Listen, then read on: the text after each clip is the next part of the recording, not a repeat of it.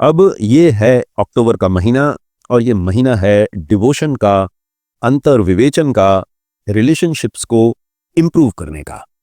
और इस महीने के दौरान हमारे देश की महिलाएं सुहागिनें एक व्रत रखती हैं जो डेडिकेशन का सिंबल है, जो जीवन के सबसे खूबसूरत रिश्ते को सेलिब्रेट करने के लिए किया जाता है, उसे और ज्यादा मजबूत बनाने के लिए किया जाता है। आप जानते ही हैं उस व्रत का नाम है करवा चौथ। और इस व्रत के दौरान सुहागिनें पूरा दिन निर्जल व्रत रखती हैं और अपने पति की लंबी आयु की कामना करती हैं। अब जैसा कि आप जानते हैं कि करवा चौथ होता तो बेसिकली एक व्रत है, लेकिन ये एक त्योहार की तरह मनाया जाता है। सुबह सूरज उगने से पहले महिलाएं सरगी खाकर व्रत की शुरुआत करती हैं, फिर दिन भर बिना कुछ खाए पिए बिना अपने आप को मेंटेन करती रहती हैं। सस्ती भी हैं, संवरती भी हैं, शाम को कथा भी सुनती हैं और रात को चांद को अर्घ्य देकर पति देव के हाथ से पानी पीकर अपना व्रत तोड़ती हैं। ये सब बहुत ही खूबसूरत ट्रेडिशंस हैं, परंपराएं हैं, a sign of pure love and devotion. लेकिन हर धर्म में, हर समाज में, हर कम्युनिटी में ये देखा जाता है कि वक्त गुजरने के साथ साथ लोग किसी एक रिलीजियस एक्टिविटी को शुरू करने के असली स्वरूप को अक्सर भूल जाते हैं और उसके बाद में उसका एक ड्रामेटाइज्ड वर्जन प्रारंभ हो जाता है जो कि उसकी इनिशियल प्योरिटी से काफी हट चुका होता है।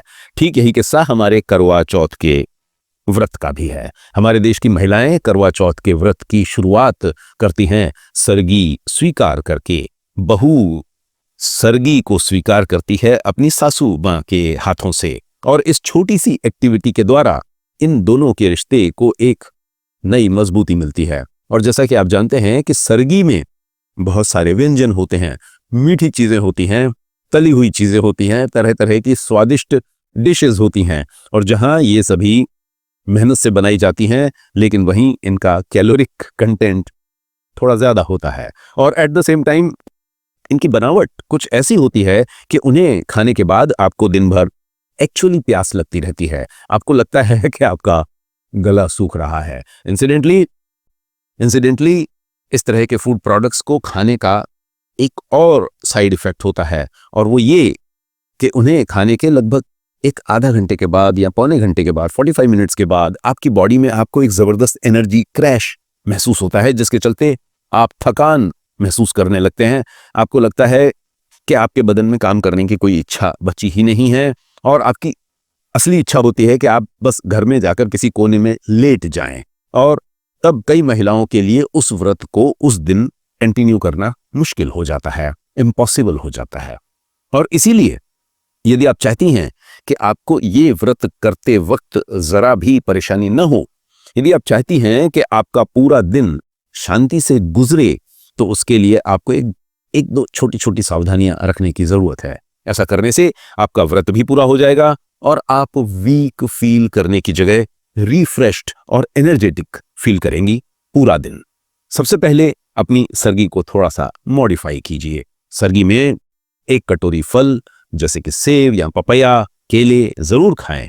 मुट्ठी भर भीगे हुए बादाम और अखरोट भी लें और सबसे इंपॉर्टेंट, सरगी खत्म करने से ठीक पहले एक गिलास में नारियल का पानी पी लें। यह आपको दिन भर हाइड्रेटेड रखने में एक मैजिकल हेल्प प्रदान करेगा।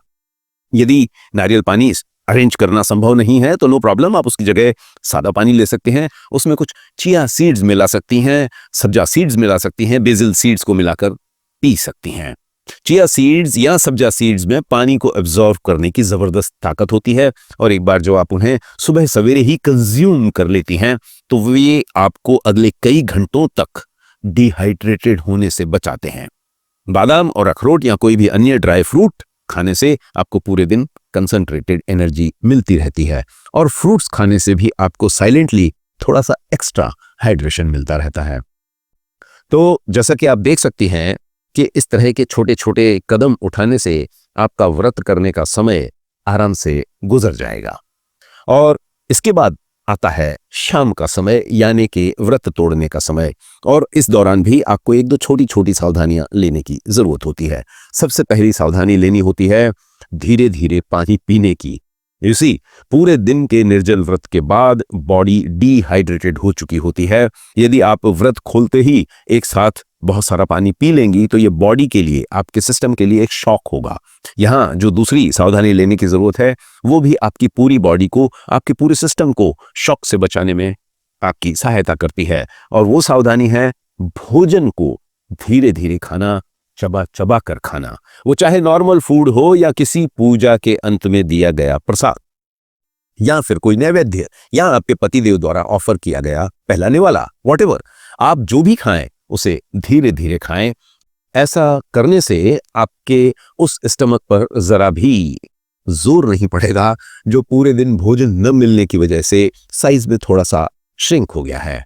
यदि आप उस श्रंक स्टमक को, उस डाइजेस्टिव सिस्टम को अचानक ओवरलोड कर देंगी तो आपके पूरे दिन के दौरान इतनी मेहनत से किए गए उपवास के फायदों में काफी कटौती हो जाएगी। इसके दूसरी तरफ यदि आप ये दो छोटे छोटे बदलाव कर लेती हैं तो आप इस व्रत को एक तपस्या की तरह एक बहुत ही खूबसूरत एक्सपीरियंस बना सकती हैं। और इस व्रत के फायदे आपको न सिर्फ शारीरिक लेवल पर मिलेंगे बल्कि आत्मिक और मानसिक लेवल पर भी मिलेंगे।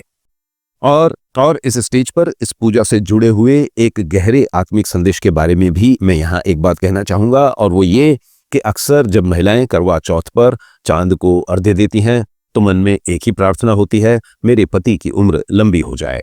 लेकिन मुझे लगता है कि इस पवित्र प्रार्थना का एक और भी गहरा और खूबसूरत मतलब है। इस करवा चौथ जब आप प्रार्थना करें तो सिर्फ लंबी उम्र का वरदान न मांगें बल्कि उस लंबी उम्र को ब्यूटीफुल बनाने वाली चीजें मांगें। प्रार्थना करें कि इस लंबे जीवन में आप दोनों का स्वास्थ्य अच्छा रहे ताकि आप उस जीवन को पूरी एनर्जी के साथ एंजॉय कर सकें। प्रार्थना करें कि आपके रिश्ते की मिठास हमेशा बनी रहे।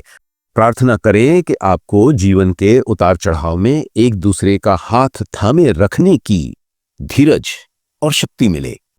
इस तरह के डिसिप्लिन्ड फास्ट से हमारे शरीर में ह्यूमन ग्रोथ हार्मोन का प्रोडक्शन नेचुरली बूस्ट होता है। ह्यूमन ग्रोथ हार्मोन को आप बॉडी का रिपेयर एंड यूथ हार्मोन भी कह सकते हैं। जब बॉडी में इस हार्मोन का लेवल बढ़ता है तो बॉडी खुद को ज्यादा एफिशिएंटली रिपेयर कर पाती है, मसल्स को मेंटेन कर पाती है, फैट बर्निंग प्रोसेस को स्पीड अप कर पाती है और एजिंग प्रोसेस को थोड़ा स्लो कर देती है। रिसर्च बताती है कि सिर्फ 24 घंटे की फास्टिंग ह्यूमन ग्रोथ हार्मोन के प्रोडक्शन को कई गुना बढ़ा सकती है।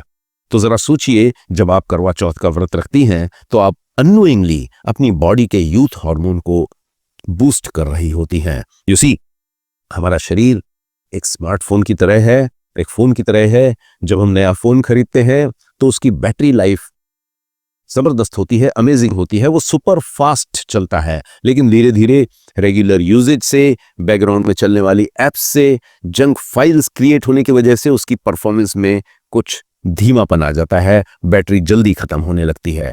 तब हम क्या करते हैं? हम फोन को फैक्ट्री रिसेट करते हैं। फैक्ट्री रिसेट करने से फोन का सारा जंक, सारी टेम्परेरी फाइल्स डिलीट हो जाती हैं और फोन वापस अपनी ओरिजिनल सुपर फास्ट कंडीशन में आ जाता है। वाटर ओनली फास्टिंग या करवा चौथ जैसा निर्जला व्रत आपके शरीर के लिए बिल्कुल वैसा ही फैक्ट्री रीसेट का बटन होता है।